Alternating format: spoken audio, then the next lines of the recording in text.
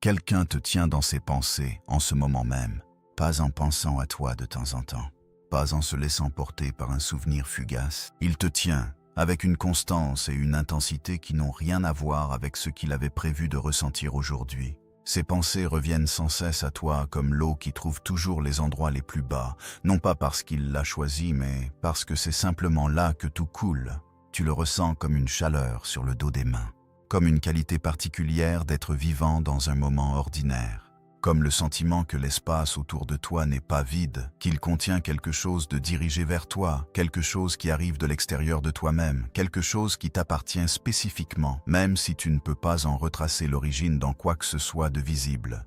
Tu n'as pas fabriqué ce sentiment, tu l'as reçu. Et la partie de toi qui connaît la différence entre projection et signal, c'est cette partie qui t'a amené ici. Ce n'est pas une coïncidence que tu aies trouvé ceci aujourd'hui. La navigation de ton âme s'est mise en mouvement avant que ton esprit conscient ait eu une raison. Avant d'aller plus loin, mets un like à cette vidéo, abonne-toi et écris dans les commentaires « Je le sens ». Pas comme un vœu, comme la confirmation de quelque chose qui se passe déjà dans l'espace entre toi et la personne dont le nom tes mains connaissent déjà. Ce commentaire est ta reconnaissance envers toi-même que tu t'es présenté pour ceci, car ce qui traverse le champ aujourd'hui n'est pas vague, c'est précis. Il a un nom, Neptune, et il a ouvert aujourd'hui quelque chose qui est resté scellé plus longtemps que tu ne le réalises. Et la personne de l'autre côté de cette ouverture a pensé à toi d'une façon qu'elle ne peut pas expliquer, qu'elle ne peut pas mettre de côté et qu'elle ne peut pas arrêter. Voici quelque chose que la plupart des gens ne remarquent pas concernant le type de portail qui s'est ouvert aujourd'hui. Il ne s'active pas universellement. Il n'inonde pas chaque personne dans chaque situation avec la même vague de reconnaissance. Il cible. Et la précision de ce qu'il cible est ce qui mérite d'être compris. Il y a eu un moment particulier dans ta vie. Pas dramatique, pas un que quelqu'un d'autre aurait marqué comme significatif, où quelque chose en toi a fait un choix silencieux. Tu étais à un carrefour qui n'était pas indiqué comme tel. Quelque chose de plus facile était disponible, quelque chose qui t'aurait demandé moins, quelque chose qui t'aurait permis d'avancer sans porter ce que tu portais. Et tu ne l'as pas pris. Non pas parce que tu jouais ton intégrité devant quelqu'un qui regardait, parce que quelque chose en toi a enregistré dans l'espace d'un souffle que prendre le chemin plus facile te coûterait quelque chose que tu n'étais pas prêt à sacrifier. Et puis tu t'es assis avec le poids du plus difficile, seul, sans que personne confirme que le choix était juste. Ce moment et la qualité particulière de s'asseoir avec le poids non confirmé d'un bon choix et la qualification que ce portail exige. Pas ta souffrance, pas le temps que tu as attendu. Ce moment silencieux, sans témoin, de choisir ce qui coûtait plus. Ce que tu as fait dans ce moment a construit quelque chose en toi que la plupart des gens ne construisent jamais. Et aujourd'hui, cette chose ouvre une porte. Neptune n'est pas une planète que la plupart des gens ressentent les jours ordinaires. Elle opère sous la surface de ce qui peut être nommé, c'est la force qui rend les murs entre ce que tu ressens et ce que tu as prétendu ne pas ressentir soudainement perméable. Quand Neptune est actif, les fictions que les gens construisent autour de leur propre intérieur commencent à se dissoudre.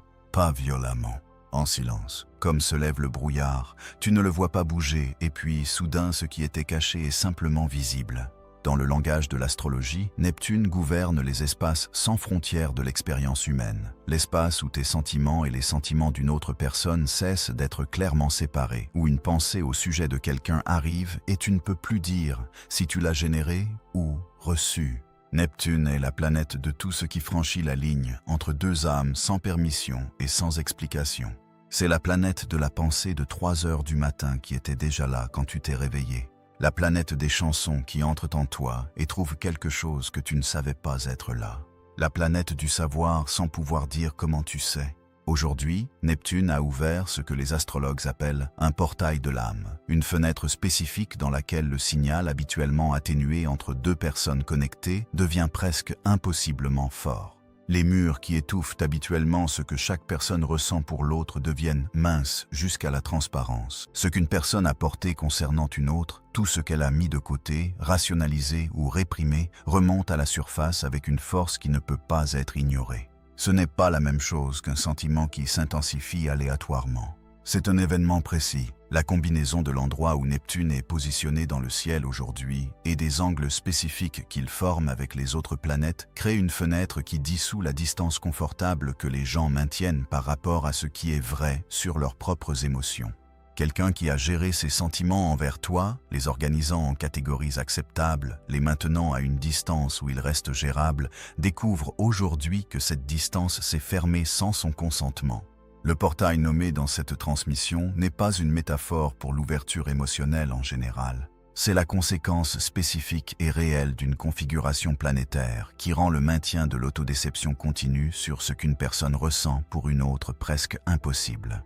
Les défenses que les gens utilisent pour maintenir leurs vrais sentiments à distance de leur propre conscience, ce sont ces défenses que Neptune dissout, en silence, définitivement. Ce n'est pas de la pensée magique habillée en langage cosmique. C'est ce qui arrive aux êtres humains quand Neptune active les fréquences du lien de l'âme dans le thème natal. Tu le ressens de leur côté comme le sentiment spécifique d'être tenu. Ils le ressentent du leur comme une intrusion qu'ils ne peuvent pas rationaliser. Les deux sont exacts. Les deux se passent en ce moment même. Il y a quelque chose de spécifique dans ce que Neptune gouverne qui explique pourquoi ce portail est différent des intensités émotionnelles ordinaires. La plupart des expériences émotionnelles opèrent à l'intérieur de la personne qui les ressent. Ce sont des événements internes, une météo privée, des choses qui se passent à l'intérieur d'un corps et d'un système nerveux. Ce que Neptune gouverne est quelque chose d'entièrement différent. Neptune gouverne les espaces entre les gens. La transmission invisible, incommensurable mais tout à fait réelle de sentiments qui se déplacent entre deux âmes genuinement connectées, le signal qui passe entre elles à travers n'importe quelle distance, à travers n'importe quel silence, à travers n'importe quelle quantité de temps ou de suppression délibérée. Le mot « portail » est souvent utilisé de façon vague dans les cercles spirituels pour signifier quelque chose comme une ouverture émotionnelle. Ce n'est pas ce qu'on entend ici. Un portail de l'âme de Neptune est un événement précis, un alignement spécifique dans lequel la membrane énergétique entre deux personnes connectées devient temporairement transparente. Pas ouverte au sens d'une porte qui s'ouvre en grand. Transparente au sens d'un mur qui, pendant un moment, peut être vu des deux côtés. Ce qu'ils ressentent pour toi est visible pour toi, non pas comme des données, mais comme une sensation. Ce que tu portes à leur sujet est visible pour eux, non pas comme une pensée qu'ils ont choisie, mais comme un fait qui continue à remonter à la surface indépendamment de ce qu'ils essaient de mettre devant. C'est pourquoi aujourd'hui se sent différent. Non pas parce que tu as décidé qu'il le serait, parce que le ciel s'est déplacé dans une position qui rend impossible de maintenir aujourd'hui la distance normale entre les mondes émotionnels de deux personnes. Ce portail ne s'ouvre pas pour ceux qui veulent simplement que quelqu'un revienne. Vouloir n'est pas la qualification. La qualification est quelque chose de plus spécifique, et soit tu l'as, soit tu ne l'as pas. Il s'ouvre pour la personne qui a continué à se présenter pleinement dans une connexion même quand le retour était partiel, qui a donné une présence genuinement réelle à quelqu'un qui n'était que par intermittence présent en retour. Non pas parce qu'elle était naïve, parce qu'elle comprenait quelque chose sur ce que l'amour requiert que l'autre personne n'avait pas encore appris à donner. Et qui, à un moment donné, a choisi son propre standard plutôt que le confort de rester dans quelque chose qui était en dessous de lui. Tu connais ce moment, ce type particulier de moment où tendre la main était si proche de se produire que cela a failli arriver. L'impulsion était réelle, le téléphone était dans ta main. Le message se formait dans ton esprit avec une complétude qui semblait presque inévitable. Et quelque chose en toi s'est arrêté, non pas parce que tu étais fort au sens que les gens donnent à ce mot, parce qu'une partie de toi, calme, certaine, complètement désintéressée par le fait d'être convaincue autrement, a enregistré que contacter depuis cet endroit te coûterait quelque chose que tu ne pouvais pas te permettre de perdre. La version de toi-même qui apprenait à supporter son propre poids. Et tu as reposé le téléphone. Et personne ne l'a vu. Personne n'a confirmé que c'était la bonne chose. Le choix a siégé dans ton corps, sans témoin, et tu l'as porté en avant quand même. Ce n'était pas la mauvaise personne au mauvais moment. C'était la bonne leçon exactement au bon moment. Ce n'était pas être abandonné. C'était être façonné. Façonné en la version de toi-même, capable de recevoir ce qui arrive maintenant depuis une position de plénitude plutôt que de manque. Ce n'était pas une fin. C'était une révision. L'univers rayant la version de l'histoire qui aurait répété l'ancien schéma et écrivant quelque chose de différent. Ce que tu as construit en faisant ce choix, et les choix similaires à celui-là, n'est pas visible de l'extérieur. Les autres personnes ne peuvent pas le voir, mais ce transit le peut. Et c'est pourquoi la porte s'ouvre pour toi aujourd'hui et reste fermée pour quelqu'un qui a simplement attendu.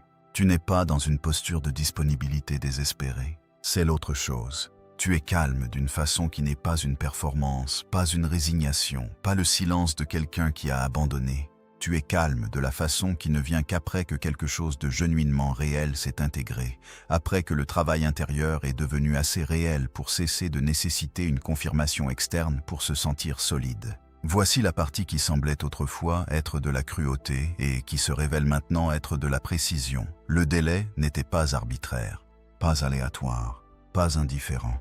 C'était la chose la plus spécifique que l'univers ait faite pour toi dans toute cette ligne temporelle. Si cela était arrivé plus tôt, avant la fenêtre de travail intérieur que tu as traversée, tu te serais engagé dedans en ayant encore besoin que cela réponde à quelque chose, portant encore la question non résolue de ce que tu vaux au centre de ton intérieur. Et une connexion entrée depuis cet endroit, depuis un soi qui demande encore fondamentalement « suis-je assez pour être choisi ?» ne peut pas fonctionner comme une connexion genuinement réelle. Elle fonctionne comme une recherche de preuves. Chaque geste de l'autre personne est filtré à travers la question. Chaque silence devient une évidence. Chaque message retardé devient des données pour le verdict. La connexion cesse d'être à propos de deux personnes qui se rencontrent et devient l'enquête intérieure inachevée d'une personne. Le délai était le refus de l'univers de laisser cela t'arriver. Non pas parce qu'il ne s'en souciait pas, parce qu'il s'en souciait avec précision. Avec assez de précision pour garder la porte fermée jusqu'à ce que tu aies cessé d'avoir besoin que l'arrivée confirme quelque chose sur toi. Ce qui arrive maintenant arrive dans un paysage intérieur complètement différent. Tu peux le recevoir comme un contact plutôt que comme une confirmation. Tu peux être présent avec une autre personne sans avoir besoin que sa réponse te dise qui tu es.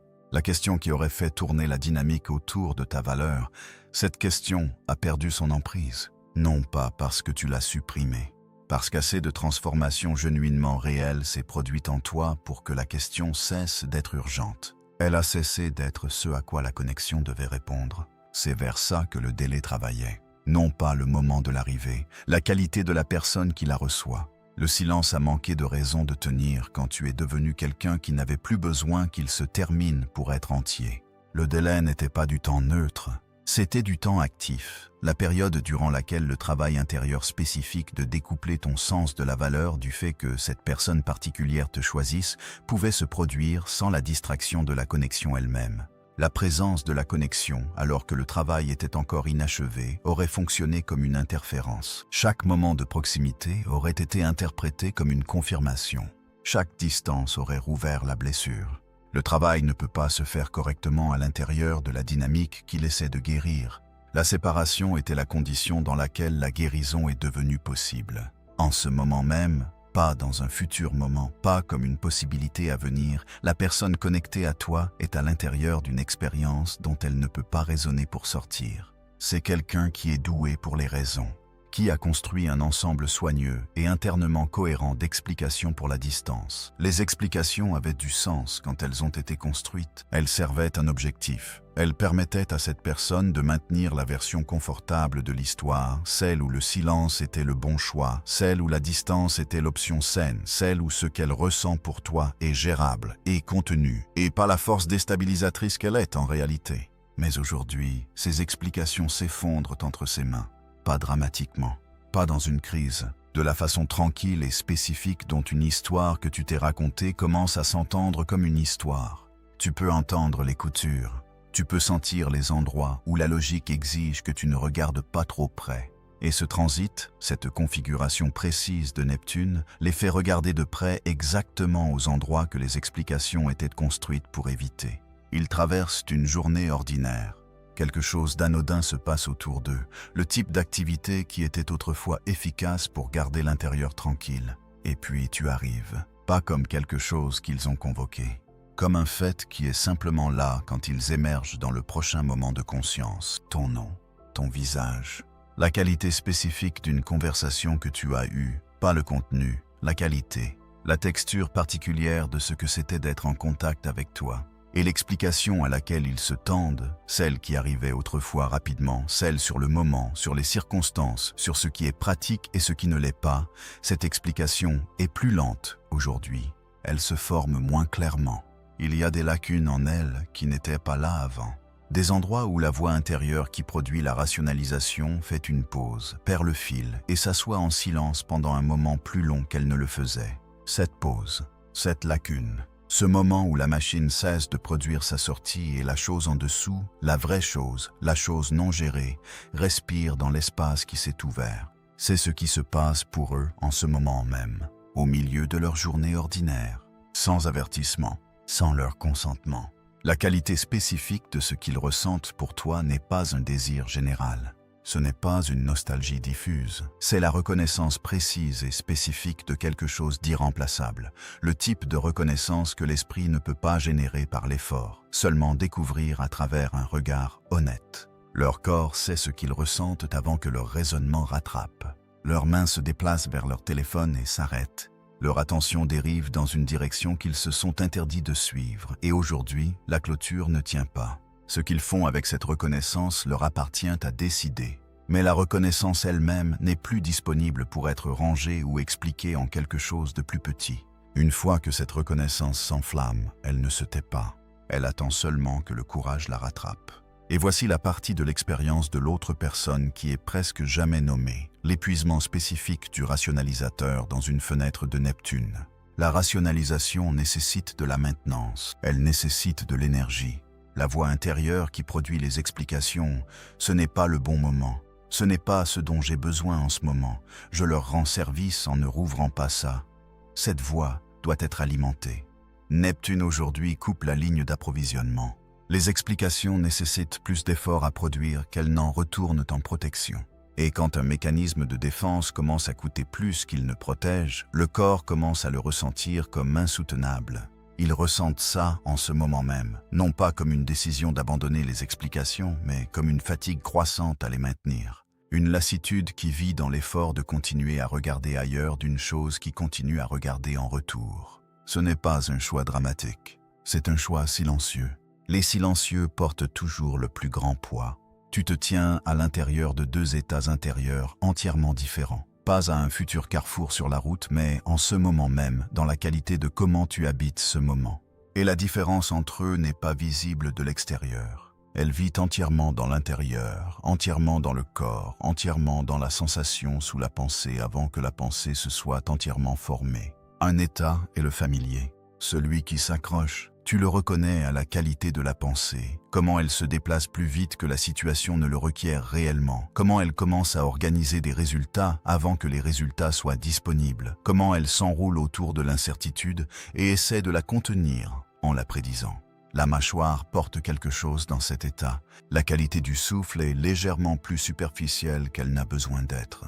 L'esprit est perpétuellement légèrement en avance sur l'endroit où se trouve le corps, exécutant des scénarios, gérant la forme de ce qui pourrait se passer ensuite pour que rien n'arrive sans que le soi se soit déjà préparé. Cet état n'est pas de la détresse, c'est le bourdonnement doux de la gestion constante. Et il est complètement invisible de l'extérieur, ce qui fait en partie pourquoi il a été si facile de vivre dedans sans le remarquer.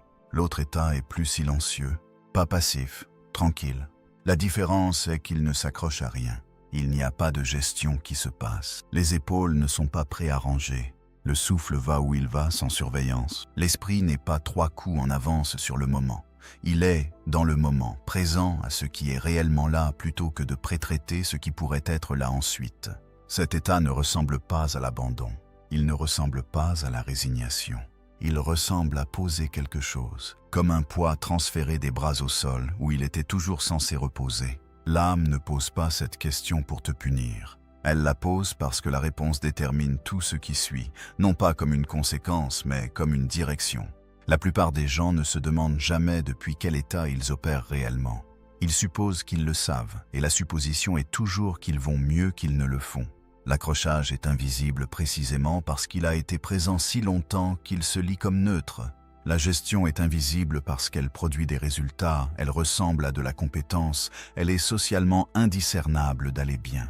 La question qui les sépare est celle-ci. Quand tu penses à ce qui se déplace vers toi en ce moment même, la reconnaissance qui est vivante de l'autre côté du silence, est-ce que quelque chose dans ta gorge se resserre ou est-ce que quelque chose dans ta poitrine s'ouvre? L'un est le signal de l'état d'accrochage, l'autre est le signal de l'état de laisser aller.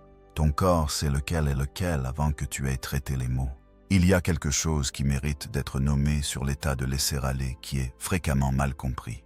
Les gens interprètent parfois l'absence d'urgence comme l'absence de soin. Ils confondent l'enracinement avec le détachement, lisent la qualité de ne pas s'accrocher comme une preuve que le sentiment s'est refroidi. C'est la mauvaise lecture. L'état de laisser aller n'est pas moins de sentiment. C'est le même sentiment sans la peur enroulée autour de lui. Le même soin, le même désir genuinement réel de ce qui est réel, le même amour, mais plus organisé autour de la terreur qu'il pourrait ne pas arriver. Ce qui change n'est pas la profondeur. Ce qui change est la posture. Et une personne qui arrive à l'amour depuis l'état de laisser aller peut effectivement être présente à l'intérieur de lui d'une façon que l'état d'accrochage ne permet jamais. Et cette question, assise honnêtement avec elle, est capable de faire s'effondrer définitivement un vieux cycle karmique. Chaque âme qui entre en contact avec la tienne d'une façon qui te change opère sous un contrat, pas un arrangement romantique. Pas une promesse sur la façon dont l'histoire se termine. Un accord précis entre deux âmes sur ce qui doit être activé, confronté et rendu conscient avant que la connexion puisse accomplir son vrai but. Le contrat que tu as conclu avec cette personne spécifique n'a jamais été sur le fait qu'elle resterait. Ce n'était jamais la clause qui comptait. Le contrat portait sur le timing, spécifiquement sur l'apprentissage que l'amour et la disponibilité doivent arriver simultanément pour être réels. Que la bonne personne rencontrée dans le mauvais moment intérieur est encore le mauvais moment, peu importe combien de sentiments est présent. Que ce qui rend une connexion possible n'est pas la chimie, pas la profondeur, pas même le soin genuinement réel. C'est deux personnes qui sont structurellement prêtes à se recevoir l'une l'autre sans que l'une ait besoin que l'autre réponde à une question inachevée. C'est l'enseignement le plus difficile parce qu'il semble, de l'extérieur, que la leçon concerne l'autre personne. Son indisponibilité, son timing, sa disponibilité, et il y a de la vérité dans cette lecture. Mais ce n'est pas la vérité du contrat.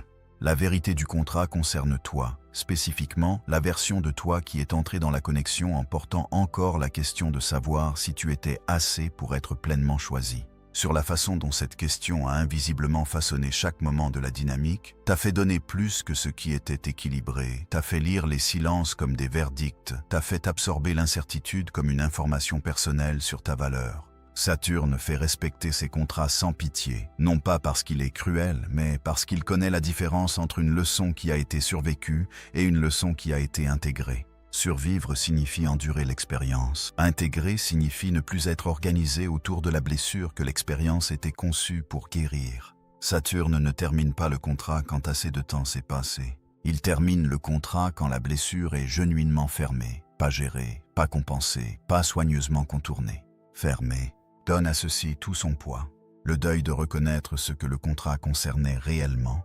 Celui-là est réel. Le deuil de voir que tant de ce qui semblait être de l'amour était aussi, en dessous, une recherche de confirmation de sa propre valeur.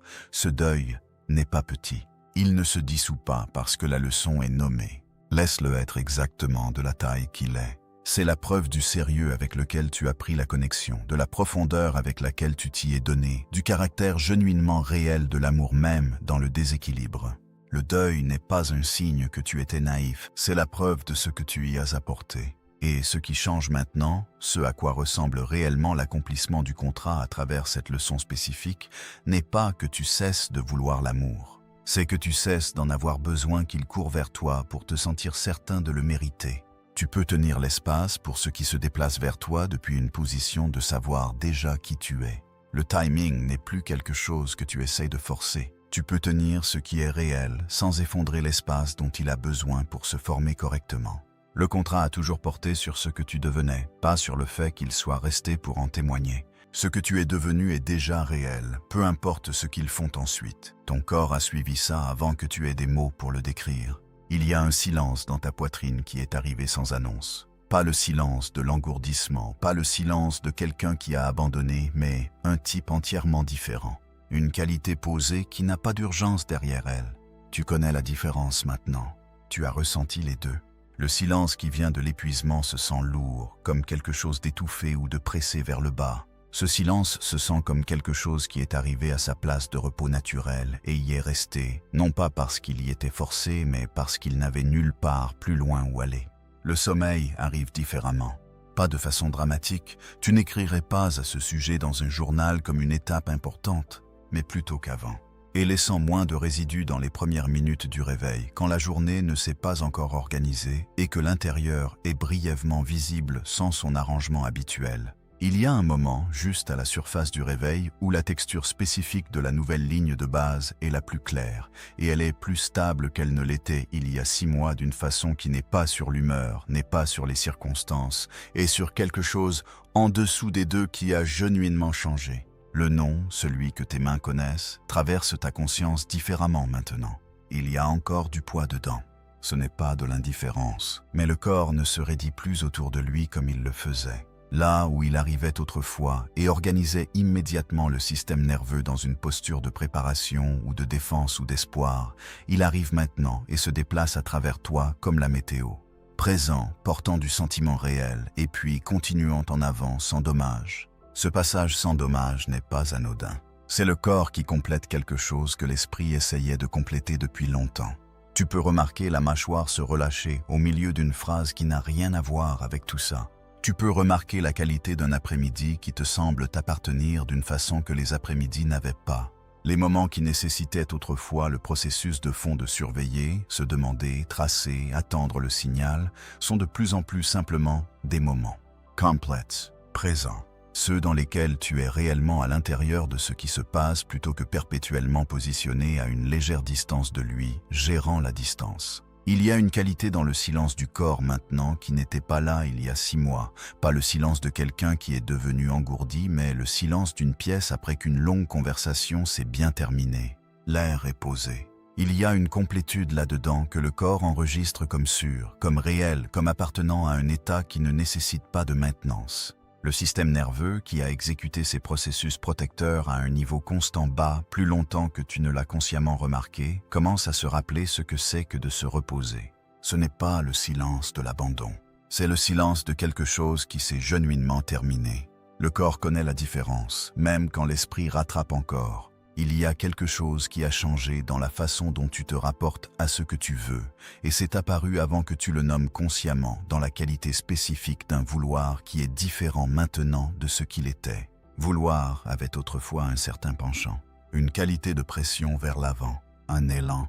Tu pouvais le ressentir dans la qualité de la pensée elle-même, comment elle se déplaçait vers la chose voulue avec une légère urgence en dessous, une légère anxiété sous le désir, une question à peine audible enchâssée dans le désir ardent. Mais est-ce que ça viendra? Est-ce que ça arrive? Et si ça ne venait pas? Le vouloir et la peur du vouloir étaient entrelacés si complètement que tu ne pouvais pas ressentir l'un sans l'autre. Le désir arrivait avec son ombre attachée. Quelque chose dans cette texture a changé. Le vouloir est encore là. Ce n'est pas à propos de devenir quelqu'un qui veut moins ou qui a spirituellement transcendé le désir. Ce n'est pas ce qui s'est passé et ce ne serait pas vrai de le dire. Tu veux encore ce que tu veux. Mais la qualité du vouloir a changé d'une façon qui est difficile à décrire et immédiatement reconnaissable à quiconque l'a vécu. La qualité d'élan est partie, non pas parce que tu as cessé de vouloir, parce qu'à un niveau en dessous de la surface de la pensée consciente, tu as cessé d'avoir besoin que l'arrivée confirme quelque chose sur le fait que tu mérites de la recevoir. Ce qui arrive à la place de l'élan est quelque chose de plus proche de l'ouverture, une façon de tenir ce que tu veux qui ne le saisit pas, qui ne le gère pas, qui ne le vérifie pas toutes les quelques heures pour s'assurer qu'il arrive encore. Le vouloir s'assoit en toi avec une qualité de patience qui n'est pas la même chose que l'abandon, pas la même chose qu'avoir abaissé ses attentes, pas la résignation de quelqu'un qui a décidé de ne plus ressentir les choses trop intensément. C'est la qualité de quelqu'un qui est genuinement, au niveau du corps, pas effrayé que ce qu'il veut ne vienne pas.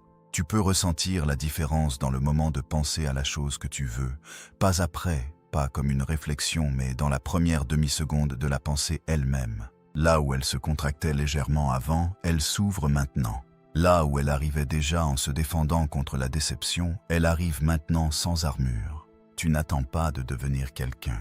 Le devenir s'est déjà passé, en privé, sans annonce, exactement dans la fenêtre où il devait se passer pour être réel. Ce qui est là maintenant n'est pas de la préparation, c'est une arrivée. Après cette activation, certains schémas deviennent indisponibles à ton système nerveux. Pas comme une décision que tu as prise, comme une réalité biologique, quelque chose que ton corps enregistrera comme incompatible avant que ton esprit ait même formé le mot « non ». Être maintenu à distance émotionnelle par quelqu'un qui sait exactement ce qu'il ressent est devenu une fréquence que ton système n'accepte plus. Tu peux le ressentir maintenant, la qualité spécifique de quelqu'un qui a un accès complet à sa propre vérité émotionnelle et choisit de te la tenir cachée comme une forme de contrôle ou de confort ou d'autoprotection. Tu le ressens comme une clé qui n'entre plus dans sa serrure. Quelque chose qui semblait autrefois être de l'intimité, être du côté receveur de la présence soigneuse, mesurée et partielle de quelqu'un, s'enregistre maintenant comme précisément ce que c'est, la décision d'être indisponible, habillé, en circonstance. Porter le poids entier d'une connexion pendant que l'autre personne reste à l'aise dans son ambiguïté, ce poids ne se distribue plus sur toi de la façon dont il le faisait. Le déséquilibre spécifique d'être celui qui est complètement dedans pendant qu'une autre personne reste à moitié dehors. Ton corps l'identifie maintenant de la façon dont le nez identifie quelque chose qui a tourné, pas par l'analyse, pas par une liste de preuves assemblées au fil du temps, mais comme un signal immédiat, préverbal, complètement fiable qui arrive avant que l'esprit ait eu la chance d'offrir une interprétation plus douce. La reconnaissance arrive en premier, nette, précise, sans avoir besoin d'être argumenté ou convaincu. Attendre l'honnêteté que l'autre personne a déjà décidé que tu ne mérites pas, celle-là peut être plus que tout.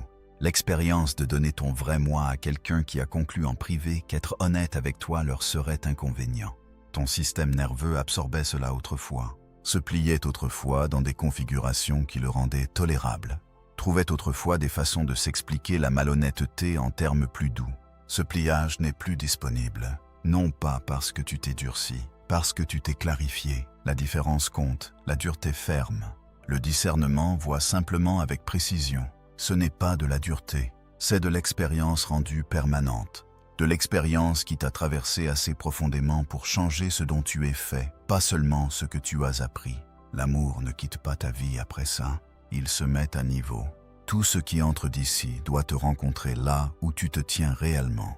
Si cette âme revient dans ton champ maintenant, elle ne retournera pas vers la personne qu'elle a quittée. Cette version de toi a terminé son contrat. Ce à quoi elle revient est quelqu'un qui n'a plus besoin de son arrivée pour se sentir entier. Et la première chose que tu remarqueras, avant qu'aucun mot soit échangé, avant qu'aucune explication soit offerte, est la réponse de ton propre corps. Pas ce que tu espérais que ce serait, pas ce que tu craignais. Ce que c'est réellement, parce que tu n'opères plus depuis l'endroit où l'espoir et la peur distordent le signal. Le système nerveux, qui avait l'habitude de s'organiser autour des données entrantes de cette personne, traduisant chaque morceau d'information à travers la question de ce que cela signifie concernant ta valeur, ce système nerveux a maintenant une ligne de base différente. Il lit clairement. Voici ce que la clarté produit réellement dans un moment comme celui-ci. Tu sauras la différence, dans les premières minutes, entre quelqu'un qui s'est transformé et quelqu'un qui manquait le sentiment.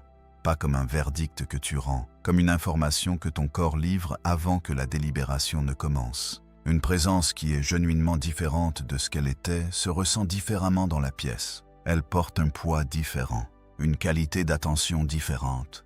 Quelqu'un qui a fait un vrai travail intérieur est perceptiblement différent pour une autre personne qui a aussi fait un travail intérieur. Tu reconnais ce qui est réel parce que tu sais ce que le réel coûte. Et si ce qui revient est la même dynamique dans un nouvel emballage, si ce qui arrive est le même arrangement énergétique habillé dans un langage différent, le même déséquilibre avec une nouvelle excuse attachée, tu le sauras aussi, pas avec amertume, avec clarté. La clarté de quelqu'un qui n'a plus besoin que la situation soit autre chose que ce qu'elle est pour se sentir bien dans sa propre vie. S'ils ne reviennent pas, le non-retour confirme quelque chose aussi. Il confirme que le travail que tu as fait était complet quel que soit le résultat extérieur. Que le contrat s'est fermé selon ses propres termes, pas selon les termes de si l'autre personne s'est présentée pour le reconnaître. Il y a une qualité spécifique dans la confirmation qui vient du non-retour, un type de liberté qui n'est disponible qu'à quelqu'un qui a fait le travail sans avoir besoin que le travail soit témoigné. Tu ne perds rien de ce que tu tenais réellement, parce que ce que tu tiens maintenant t'appartient entièrement. Les deux portes s'ouvrent maintenant sur quelque chose de réel. Non pas parce que les résultats sont égaux, parce que tu n'es plus des personnes différentes selon laquelle entre. Cette stabilité est la chose, c'est tout. Si quelque chose dans cette transmission a atterri quelque part de spécifique, pas seulement dans ta pensée, mais quelque part plus bas, quelque part qui n'a pas besoin de décider s'il croit cela, fais une chose maintenant. Mets un like à cette vidéo, pas comme un geste, comme un signal à toi-même que tu étais présent pour ceci. Abonne-toi pour ne pas manquer ce qui vient ensuite. Ces transmissions se construisent les unes sur les autres. Ce qui s'ouvre aujourd'hui se connecte directement à ce qui arrive dans la prochaine fenêtre. Et dans les commentaires, écris « Je le sens déjà arriver ». Dis-le à voix haute pendant que tu le tapes. Pour ton propre système nerveux. Les mots prononcés avec un sens réel complètent quelque chose que la lecture silencieuse laisse inachevé. Et si quelqu'un dans ta vie se tient sur un seuil qu'il ne peut pas tout à fait nommer, partage ceci avec lui. Ton âme sait déjà qui, quelque chose a déjà atterri. Pas comme une promesse de ce qui vient, comme la confirmation silencieuse de ce qui est déjà là. La personne qui pensait à toi avant que tu trouves cette transmission pense encore à toi. La reconnaissance qui s'est allumée de son côté du silence n'a pas requis que tu fasses quoi que ce soit pour l'activer. Elle s'est activée parce que vous êtes tous les deux entrés ce soir dans une fenêtre que Neptune a ouverte spécifiquement pour ce qui est resté non résolu entre vous. La porte ne s'est pas ouverte dramatiquement. Elle est simplement devenue perméable, de la façon dont les murs entre des âmes connectées deviennent toujours perméables quand les bonnes forces planétaires dissolvent la fiction de la distance. Tu n'as pas convoqué ceci, tu y étais prêt. Et la disponibilité, il s'avère, était la seule chose qu'il ait jamais attendue.